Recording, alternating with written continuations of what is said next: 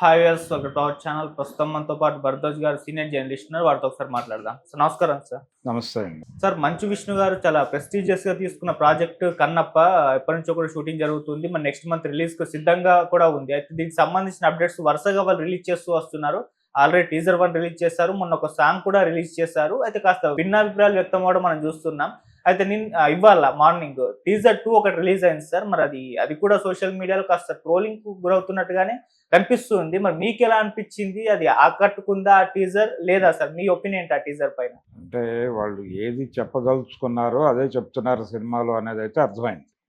అంటే ఒక నాస్తికుడు భక్తి మార్గంలోకి ఎలా ప్రయాణం చేశాడు అనేది ఒక ప్రధానమైన లైన్గా తీసుకుని కథా నిర్మాణం జరిపారు. అంటే పాత కన్నప్ప ఛాయలు దీనిలో కనిపించకుండా ఈ జాగ్రత్త తీసుకున్నారు వాళ్ళు. ఈ జాగ్రత్త తీసుకోవటం అనేది అంటే దానిలో ఆర్గానిక్గా జరుగుతుంది, అదంతా అండర్ ప్లే అవుతుంది. దీనిలో దాన్ని పై లేయర్లో చెప్పాలనుకుంటున్నారు.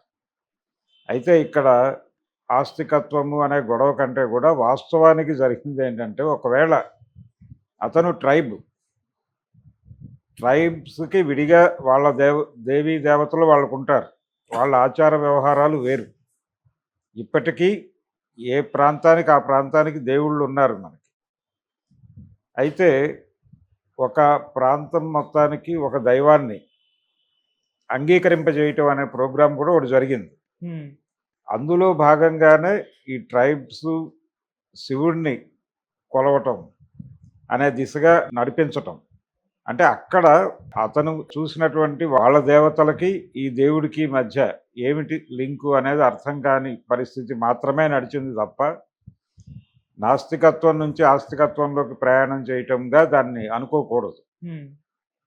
అంటే ఒక చారిత్రక దృష్టితో చూస్తే విషయం అదే. అందుకని వాళ్ళు అండర్ ప్లే చేశారు.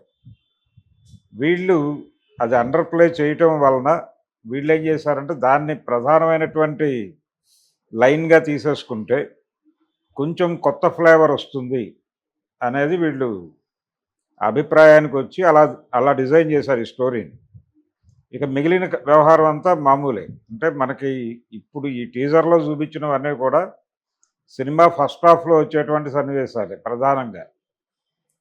అందులో ఈ ట్రైబ్స్ మీద బయట నుంచి జరుగుతున్నటువంటి దాడులు, వాటికి సంబంధించి వాళ్ళు తమ ఐడెంటిటీని కాపాడుకోవడానికి చేసే యుద్ధాలు, వాటి మీద ఎక్కువ కథ నడుస్తుంది. ఇది ప్రధానంగా తీసుకోవటం అనేది దేనికోసం అంటే కొత్త ఫ్లేవర్ కోసం. ఇప్పుడు పాన్ ఇండియా లెవెల్లో కాదు, గ్లోబల్ మార్కెట్ లెవెల్లో వార్ సీన్స్ ఎలా ఉన్నాయో ఆ లెవెల్లో తీయాలి అనే ఉద్దేశంతో వీళ్ళు లొకేషన్స్ కూడా న్యూజిలాండ్ చూస్ చేసుకున్నారు. అయితే న్యూజిలాండ్లో వాళ్ళు షూట్ చేశారు అనే విషయం మనకి ఏ షాట్ కెమెరా ఎక్కడ పెట్టినా అర్థమవుతోంది. ఇది నల్లమల కాదు అనిపించేలాగా ఉంది. అది నల్లమల అనిపించాలి, అది తిన్నడి కథ అయితే. కానీ ఇది న్యూజిలాండ్ కన్నప్ప అనేది అర్థమవుతోంది ప్రతి షాట్లో. అలాగే వాళ్ళు వేసినటువంటి గెటప్పులు ఇవన్నీ కూడా వరల్డ్ మార్కెట్ను దృష్టిలో పెట్టుకుని డిజైన్ చేశారు తప్ప, అంటే ఈ మధ్య కాలంలో వస్తున్నటువంటి హాలీవుడ్ నుంచి వస్తున్నటువంటి ఫారెస్ట్ బ్యాక్డ్రాప్లో వచ్చే అడ్వెంచరస్ సినిమాల్లో ఉండే గెటప్లు కొన్ని అడాప్ట్ చేసుకుని ఆ డిజైన్లో నడిపారు. బాహుబలి ఇవన్నీ వీళ్ళు ఏ పద్ధతిని పాటించారో దాదాపుగా అదే పద్ధతులను పాటిస్తూ వీళ్ళు స్క్రిప్ట్ డిజైన్ చేశారు. దీనికి మూల కథ మంచు విష్ణే డిజైన్ చేశాడు అని తోటప్రసాద్ గారు చెప్తున్నాడు. ఆ సినిమాకి రైటర్గా పనిచేశాడు ఆయన. కథ విష్ణు గారిదే.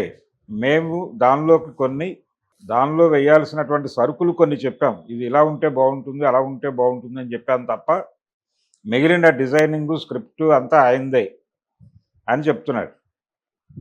అది నిజమే అయి ఉండొచ్చు, నిజమే అనుకుందాం. ఆయన కూడా చాలా సందర్భాల్లో చెప్పాడు, నేను దూర్చేటి కవి రాసినటువంటి కాళహస్తీశ్వర మహత్యం నుంచి అది మాత్రమే చాలదు, ఇంకా చాలా అంశాలు కలిపాము, మహాభారతంతో ఉన్నటువంటి లింకు కలిపామని చెప్తున్నాడు.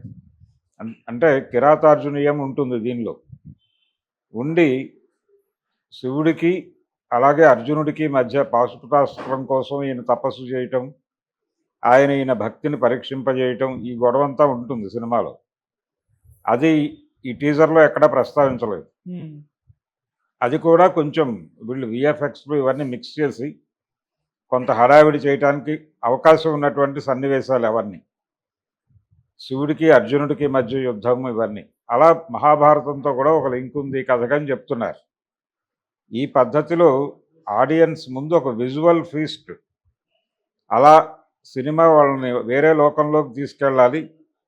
అలా వేరే లోకంలోకి తీసుకెళ్ళి అనేక ఇవి ఉండాలి, అంటే సాహసోపేతమైనటువంటి సన్నివేశాలు ఉండాలి, యుద్ధాలు ఇవన్నీ ప్రేక్షకులని సంభ్రమాశ్చర్యాల్లో ముంచెత్తేలాగా సన్నివేశాలు ఉండాలి అనేది వీళ్ళ ప్రోగ్రాం.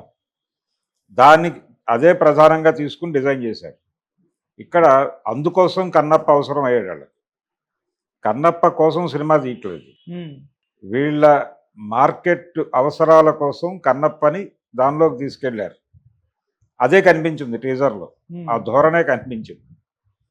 శివపార్వతులు అలాగే ఇతర పాత్రలు వీటన్నిటినీ కొన్ని రివీల్ చేశాడు. అలాగే ప్రభాస్ వేస్తున్నటువంటి రుద్ర క్యారెక్టర్ని అలా చూపించి వదిలారు. ఇది పూర్తి స్థాయి సంతృప్తిని కలిగించే విధంగా అయితే లేదు, ఎమోషనలైజ్ చేయలేకపోయింది అనేది వాస్తవం.